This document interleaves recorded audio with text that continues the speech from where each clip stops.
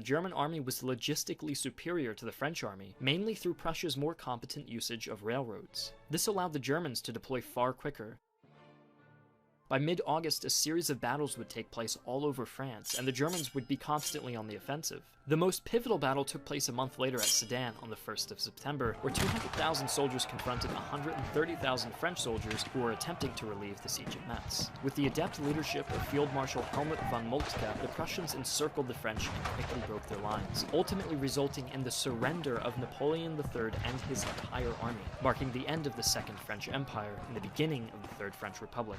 With the capture of the main French army, the Germans proceeded to Paris just a day later, subjecting it to a nightmarish 130-day siege, which the new Republican government tried to break several times without any success. With Paris starving, the French government initiated peace talks on the 24th of January, 5 days after King Wilhelm was proclaimed Emperor of Germany, out of which they obtained a ceasefire agreement. After intense negotiations and the Treaty of Frankfurt, the Germans successfully proposed a treaty in which they were given the German-speaking region of Alsace-Lorraine and made France recognize the German Empire. On top of this, France was obliged to pay 5 billion francs to cover the costs of German occupation. As Napoleon III had abdicated, the Papal States were absorbed into the Kingdom of Italy, meaning both Germany and Italy were officially unified. The integration of Alsace-Lorraine by the Germans from the French would lead to even more friction between the two powers, which contributed to the causes of World War I, in which the French would reacquire the region. In this war, the Germans suffered approximately 45,000 dead and 90,000 wounded. The French suffered around 140,000 dead and 140,000 wounded, and almost 500,000